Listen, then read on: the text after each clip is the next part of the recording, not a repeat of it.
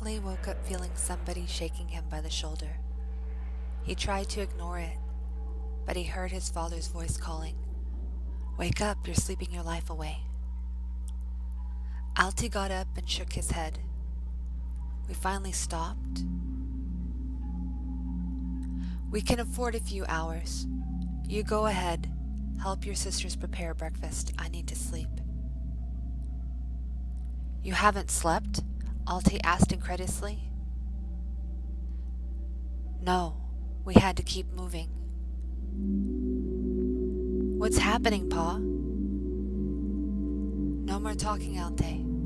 I'll explain everything later. Now go. I need my sleep." With that, his father boosted him out of the cart and laid on his place. Atley didn't get 15 feet from the cart when he heard his father snore. He stood there in amazement for a while, feeling kind of jealous of the fact that somebody could fall asleep so quickly, when it took him at least a half an hour of tossing and turning before he settled down and sleep took over him. Thinking of that made him smile. He turned and headed towards the spot where his mother and sisters were preparing food. "What's for breakfast?" he asked when he came closer.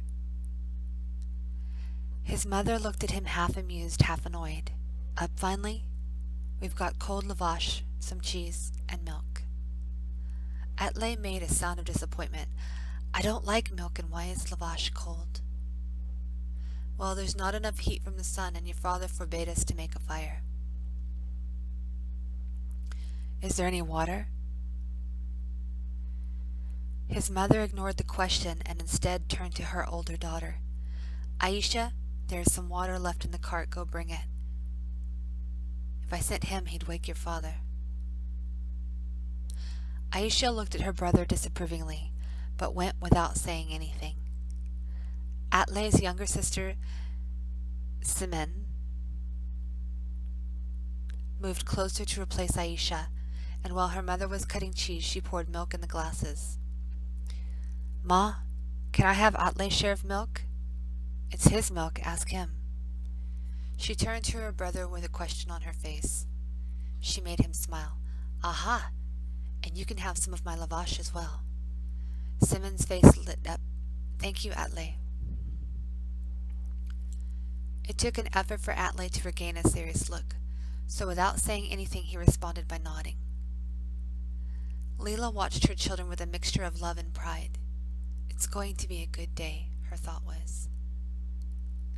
Aisha came back with a bag made of cow skin, which was used for carrying water, and it was only half full. Not even a herd of bulls running at full speed could wake him up. "Do you think we'll be able to do that when it's time to move?" The question was addressed to her mother. "Your father knows how to fall asleep and how to stay awake when he needs to." Only a few hours later, his father was up. He looked rested enough for the long journey ahead, which was very strange to Atley considering that he'd only slept no more than 5 hours in 3 days. That convinced him again that his father was the strongest man and everything Atley ever wished to become. "We should get moving," were Ahmad's first words. Aisha sighed. "Pa, do we have to keep driving non-stop for 3 days again?" Ahmed responded with a smile. "No, spoiled one. We'll be making camp from now on. In fact, we'll make one tonight." Atley almost yelled out in relief, but the feeling quickly passed when he saw his mother's worried face. "Are you sure, Ahmed? Is it safe?" His father turned to look at his mother. "Don't worry, I think we're far enough." Atley was itching to ask far enough from what, but he pushed the urge down knowing he would find out eventually. "Now everybody get into the cart and let's start covering some miles." Pa is as enthusiastic as ever, Atley thought, and a good mood came back to him. The sun was down to the point of disappearing and the night was slowly creeping up when Ahmed stopped the cart. "All right, we deserve some rest. We'll make camp here." He jumped off the cart and helped the woman to get off as well. Atley waited for his mother and sisters to get off, and when he was the only one left, his father smiled and said, I think you can make it down yourself." Simon giggled and Atlay's face became as red as the inside of a watermelon. He wanted to say that he didn't mean for his father to help him, that's not what he was waiting for, but thought that his explanation would sound like a fib and didn't say anything. Making camp was easy enough. First they built a bivouac, Bivouac, big enough for the whole family, and afterwards his father allowed them to make a small fire, which was very convenient since they could prepare a decent meal after 3 days of eating only cold food.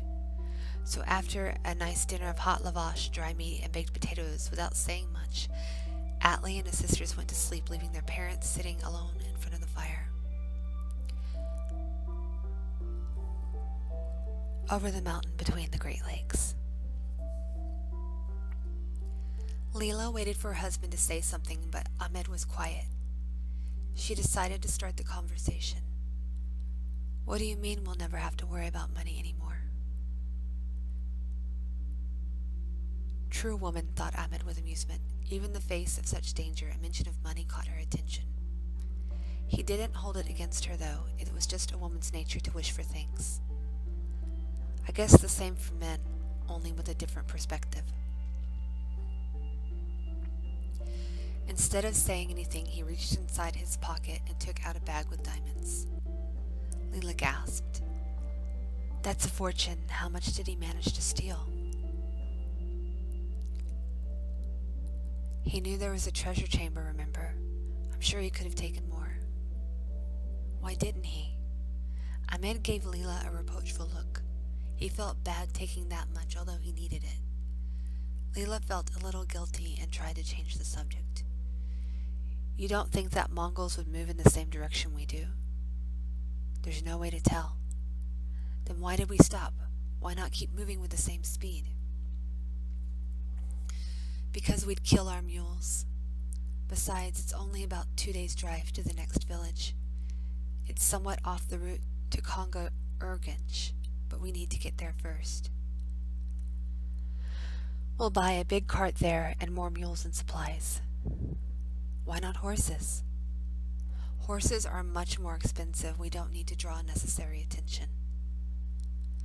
They sat quiet for a while, and finally Leela asked, "Ahmed, are you sure about this land you heard about?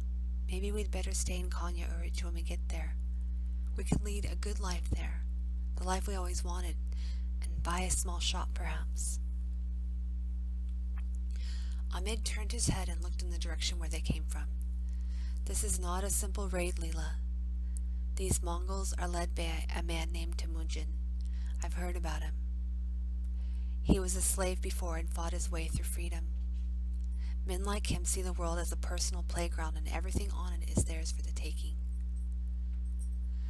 The worst part is that he's not just a bully who happened to have a gang to back him up. He's the kind of man who can take what he wants without any help from others. People can usually feel that kind of power, and they would follow him blindly wherever he goes. He's a conqueror, Leela. He'll never stop until he gets the whole world or until he's dead." Leela's fear was unquestionable. She didn't even try to hide it. "Then why are you so sure he won't go to this magical land of yours?" "I'm far from sure of anything, but if what I've heard is true, then I'm sure he knows about that too." "So what? If you said he's not the kind of man who stops at anything, why should this land be any different? What would make him afraid to invade it?" "History. He's not the only conqueror who walked the earth. There were others, and some of them were stupid enough to try to invade the land and enslave its natives. Tried and failed. I've heard a rumor that the invaders were not just beaten, but crushed with such force that those who survived the battle said all was over before they could even begin to fight back. And some of those armies went through half of the world like a knife through butter until they came across this land. If rumors are only half true, it's still bad enough. Mongols don't stand a chance. And if this Temujin is arrogant enough to try, well, I won't run anymore. I'd stand among those who'd fight him. Hearing that didn't give much relief to Leela. Although that sounded magical but hardly seemed true. You have nothing to be ashamed for, Ahmed. You've done what you had to do. No one who has ever known you could have called you a coward. We don't belong to ourselves anymore. We belong to our children. We have them to worry about. Ahmed smiled. You're my wife, Leela. You love me, and no matter what I am, I will always remain your husband, your last line of defense. It's only natural for you to defend my actions, but the hard truth is, I am a coward. There's no way around it. I became a coward to save my family, and I do much worse things to keep you safe. However, you must understand that sometimes when you give up something important for your loved ones, you deprive them of that very thing. What do you mean by that? You saved us. You always took care of us. Everything you've done was for us. You've never deprived us of anything. What about Atle? What about my son? He looked at Leela. He'll know one day what happened. He'll know that I've run off leaving my neighbors to be slaughtered. He'll understand it was the only way to keep us safe. I know he'll love his father, but he won't have an example of bravery to follow, and I won't be able to explain it to him because I gave it up.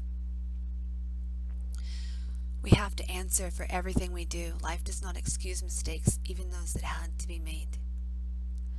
Ahmed shook his head, trying to shake the feeling off of it's done and I can't change that. Too late to feel sorry. He saw a worried look on Leila's face and smiled. Don't trouble your head about these matters, for now there are bigger issues at hand. Leila felt a little reassured, but it did not make her any less worried about the situation they were in.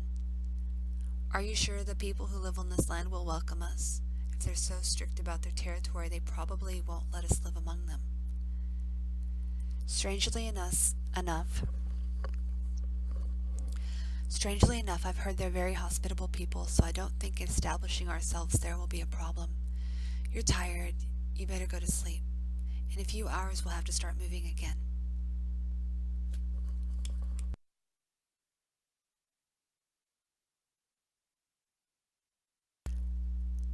Leila was still unconvinced about the whole matter of moving to some strange land that only seemed to exist in rumors, but she didn't argue. She got up and asked, Are you coming too? In a little bit. When Leila left, Ahmed looked far ahead with much uncertainty in his eyes. The story he told his wife to put her mind at ease didn't sound real to him either. Those rumors about the unconquered land he heard during his time in the army, it made him laugh back then. It wasn't so funny anymore.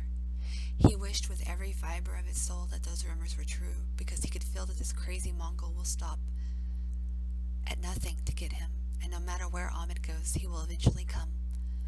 Our only chance lies over the mountains, between two lakes. I'll go ahead and stop